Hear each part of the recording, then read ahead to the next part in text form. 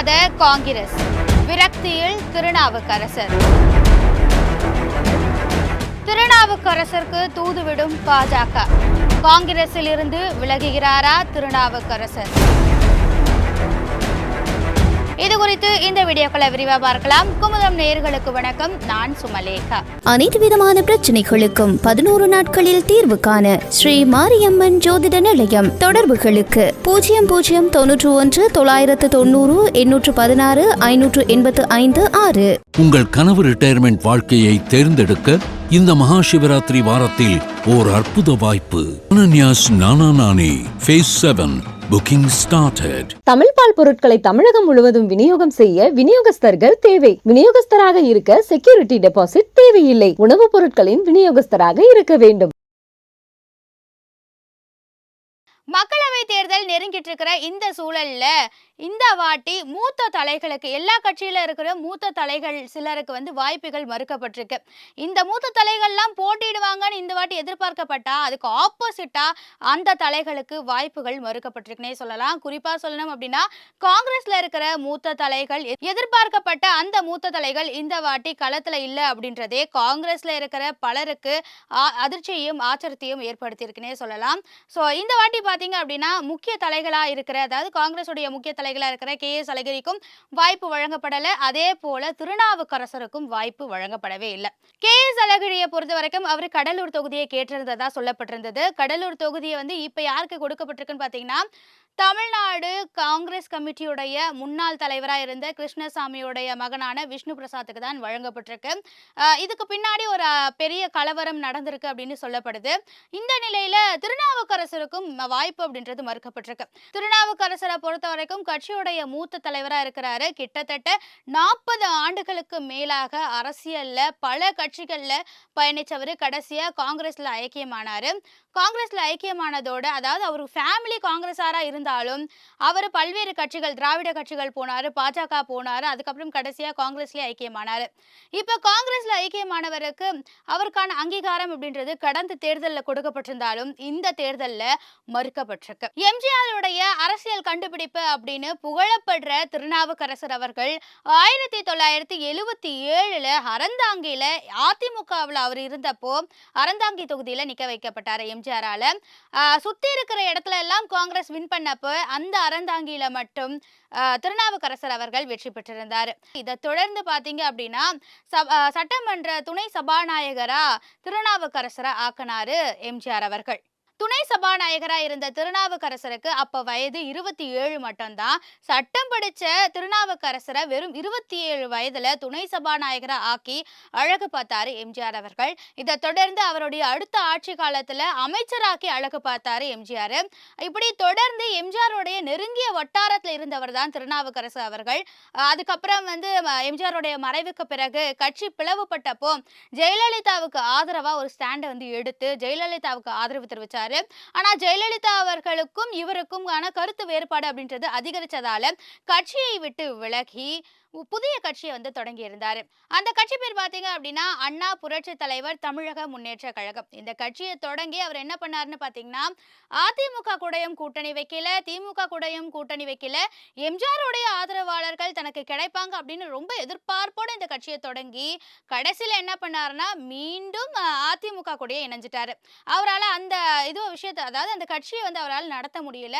அதனால மீண்டும் ஜெயலலிதா கூடயே இணைஞ்சாரு. ஆனா ஜெயலலிதாவை பொறுத்த வரைக்கும் அவங்க திருநாவுக்கரசரை கண்டுக்கவே இல்லை. அதன் பிறகு என்ன பண்ணாருன்னு பாத்தீங்கன்னா, புதிய கட்சி ஒண்ணு ஆரம்பிச்சாரு. அதாவது தன்னுடைய கட்சியை புதுசா ஸ்டார்ட் பண்ண ஒரு கட்சியை தொடங்கி அதை வேலைக்கு ஆகல அப்படின்னு சொல்லிட்டு மீண்டும் அதிமுகவிலே இணைஞ்சி ஜெயலலிதா அவங்கள மதிக்காததுனால மீண்டும் ஒரு புதிய கட்சியை தொடங்கினாரு. அந்த கட்சி தான் எம்ஜிஆர் அதிமுக. அந்த எம்ஜிஆர் அதிமுக கட்சியை தொடங்கின அவர் என்ன பண்ணாருன்னா, காங்கிரஸ் கூட தன்னை இணைச்சுக்கிட்டாரு. அதாவது கட்சியை இணைச்சுக்கல, காங்கிரஸ் கூட கூட்டணியை வச்சுக்கிட்டாரு. காங்கிரஸுக்கும் இவருக்குமான உறவு அப்படின்றது அவருடைய பிறப்புல இருந்தே சொல்லலாம். எம்ஜிஆர் உயிரோட இருந்த சமயத்துல காங்கிரஸும் அதிமுகவும் கூட்டணி வைக்க ஒரு மிகப்பெரிய ஒரு பலமா இருந்தாரு, ஒரு மிகப்பெரிய காரணியா அவர் இருந்திருந்தாருன்னே சொல்லலாம். ஏன் அப்படின்னா, அப்போ திமுக காங்கிரஸ் கூட்டணி வச்சிருந்தாங்க. மூப்பனாரை அந்த டைம்ல கூப்பிட்டு அவருடைய உதவியை வச்சு காங்கிரஸையும் அதிமுக கூட்டணியும் வந்து இணைச்சாரு. அதன் பிறகுதான் காங்கிரஸ் அதிமுக கூட்டணி அப்படின்றது உருவாச்சு. எம்ஜிஆருக்கும் இந்திராவுக்குமான ஒரு நல்ல நட்பு அப்படின்றது உருவாச்சு. அதன் பிறகு இப்ப வந்து அதாவது எம்ஜிஆர் மறைவுக்கு பிறகு ஜெயலலிதா வந்து தன்னை மதிக்காததுக்கு பிறகு அவர் வந்து திரும்பவும் காங்கிரஸ் கூட கூட்டணி வச்சாரு. காங்கிரஸ் கூட மூத்த தலைகள் கூட நல்ல நட்பையே வந்து கொண்டிருந்தாரு திருநாவுக்கரசர் அவர்கள். இதை தொடர்ந்து காங்கிரஸ்ல வந்து ஒர்க் அவுட் ஆகல அவருக்கு.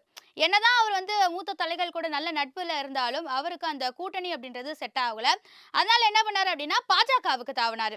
பாஜக அந்த சமயத்துல ஆட்சியை வந்து கைப்பற்றி இருந்தாங்க. அதை தொடர்ந்து அந்த பீரியட்ல மத்திய இணையமைச்சரா பாஜகவால ஆக்கப்பட்டாரு திருநாவுக்கரசர் அவர்கள். என்னதான் மத்திய இணையமைச்சரா ஆக்கப்பட்டிருந்தாலும் அவருக்கு வந்து அந்த இடமும் செட் ஆகல. அதாவது ஃபர்ஸ்ட் அதிமுகவில் இருந்தாரு, அதுக்கப்புறம் வந்து காங்கிரஸ் கூட போனாரு, அதுக்கப்புறம் பாஜக கூட போனாரு. எதுவுமே அவருக்கு வந்து செட் ஆகாததால அவர் என்ன பண்ணாருன்னா மீண்டும் காங்கிரஸ்குள்ளேயே வந்துட்டாரு. அதாவது தன்னுடைய ஆதி என்னவோ அது அந்த இடத்துக்கே வந்துட்டாரு, அவங்க அப்பாவோட இடத்துக்கு. ஸோ காங்கிரஸ்ல வந்து காங்கிரஸுடைய செயலாளர்கள்ல ஒருத்தரா அவர் நியமிக்கப்பட்டதோட ஒரு இக்கட்டான சூழல்ல தமிழ்நாடு காங்கிரஸுடைய தலைவரா ஆக்கப்பட்டாரு. அந்த டைம்ல காங்கிரஸ்ல வந்து பெரிய சிக்கல் வந்து உருவாயிட்டு இருந்தது. காங்கிரஸ் தலைவரா யார் இருப்பாங்க, யாராலையுமே வந்து அந்த சிச்சுவேஷனை தாக்கு பிடிக்க முடியல. அந்த டைம்ல வந்து தமிழ்நாட்டுல காங்கிரஸ் அழியக்கூடிய ஒரு சூழல் அப்படின்றது இருந்துச்சு. அந்த டைம்ல இவர் வந்து தலைவராக்கப்பட்டாரு. இவர் தமிழ்நாடு காங்கிரஸ் கமிட்டியுடைய தலைவரா ஆன பிறகு இவர் மீதான எதிர்பார்ப்புகள் அப்படின்றது எகிரி இருந்ததுன்னே சொல்லலாம். ஏன் அப்படின்னா இவருக்கு வந்து ஒரு கிளீன் இமேஜ் இருந்தது. என்னதான் கட்சியை விட்டு கட்சி தாவினாலும் அவர் மேல எந்த விதமான ஊழல் குற்றச்சாட்டுகளோ எந்த விதமான தவறான ஒரு செய்திகளோ இல்லவே இல்லை.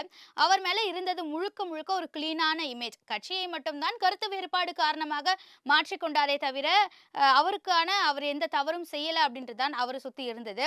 ஸோ அந்த கிளீன் இமேஜை வச்சு அவர் வந்து நிறைய விஷயங்களை செஞ்சாரு. கட்சியை வந்து நல்லா வளர்த்தாருன்னே சொல்லலாம் அவருடைய அந்த தலைவரா இருந்த பீரியட்ல.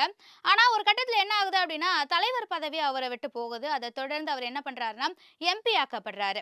2019ஆம் ஆண்டு காங்கிரஸ் சார்பில் போட்டியிட்ட அவரு திருச்சி தொகுதியில நின்று எம்பி ஆக்கப்பட்டாரு.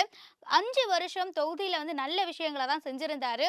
ஸோ மீண்டும் திருநாவுக்கரசருக்கு தான் வாய்ப்பு வழங்கப்படும்னு சொல்லப்பட்ட நிலையில திமுக இந்த திருச்சி தொகுதியை யாருக்கு கொடுத்தாங்கன்னு பாத்தீங்கன்னா மதிமுகவுக்கு. ஸோ காங்கிரஸ் கையில இருந்த திருச்சி தொகுதி போனதால திருநாவுக்கரசருடைய நிலைமை அப்படின்றது கேள்விக்குறியாச்சு.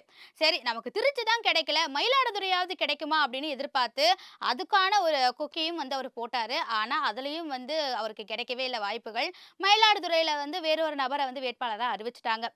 ஸோ எதுவுமே கிடைக்கலையே, அவர் என்னதான் பண்ண போறாரு அப்படின்ற ஒரு கேள்வி வந்து இருந்துகிட்டே தான் இருந்தது. அதுக்கப்புறம் பார்த்தீங்க அப்படின்னா அவருடைய ஆதரவாளர்கள் சில விஷயங்களை வந்து சொல்லியிருந்தாங்க. என்னன்னா திருநாவுக்கரசருக்கு வந்து வாய்ப்பு கிடைக்காமல் போகிறதுக்கு ஒரு சில முக்கிய புள்ளிகள் காரணம் அப்படின்னும், டெல்லி மேலிடத்துல வந்து ஒரு சில முக்கிய புள்ளிகள் இவரை பத்தி தவறான சில விஷயங்களை சொன்னதாகவும் தகவல்கள் வந்து வெளியாச்சு. ஆனா அதுதான் அதிகாரப்பூர்வ தகவலான்னு பார்த்தீங்கன்னா அப்படி ஒரு செய்தி எதுவுமே வெளியாகல. ஆனா காங்கிரஸை பொறுத்த வரைக்கும் கோஷ்டி சண்டை அப்படின்றது இருந்ததால கண்டிப்பா ஏதோ ஒரு கோஷ்டி இவரை பத்தி தவறா சொல்லியிருப்பாங்க அப்படின்னும் சொல்லப்பட்டது.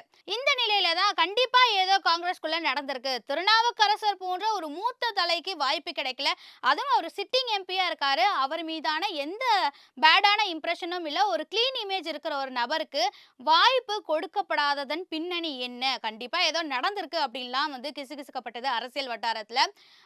அதை வந்து ஊர்ஜிதப்படுத்தும் விதமாகத்தான் இப்போ திருநாவுக்கரசர் அவர்களே இத்தனை நாள் மௌனம் காத்துட்டு இருந்த அவரு இப்ப அவரே வந்து ஒரு அறிக்கையை வந்து வெளியிட்டிருக்காரு. அந்த அறிக்கையில அவர் குறிப்பிட்டிருக்க சில விஷயங்கள் கண்டிப்பா காங்கிரஸ்குள்ள ஏதோ நடந்திருக்கு, தமிழ்நாடு காங்கிரஸ் கமிட்டிக்குள்ள இருக்கிற அந்த கோஷ்டி பூசல் காரணமாகத்தான் திருநாவுக்கரசருக்கு வாய்ப்பு மறுக்கப்பட்டிருக்கு அப்படின்றது நிரூபணமாகியிருக்கு. அவருடைய அந்த அறிக்கையில என்ன சொல்லப்பட்டிருக்குன்னு பாத்தீங்கன்னா தன்னுடைய அரசியல் பயணத்துல துணையா நின்ற அனைவருக்குமே நன்றி தெரிவித்ததோட இந்த தேர்தலில் நான் மீண்டும் போட்டியிட விரும்பியவர்களுக்கும் என்னுடைய வாய்ப்புக்காக உதவிட முயன்றவர்களுக்கும் நாடாளுமன்ற உறுப்பினராக நான் தொடரக்கூடாதுன்னு இந்த தேர்தலில் போட்டியிட வாய்ப்பு கிட்டாமல் போக முயன்றவர்களுக்கும் எனது மனமார்ந்த நன்றி அப்படின்னு குறிப்பிட்டிருக்காரு.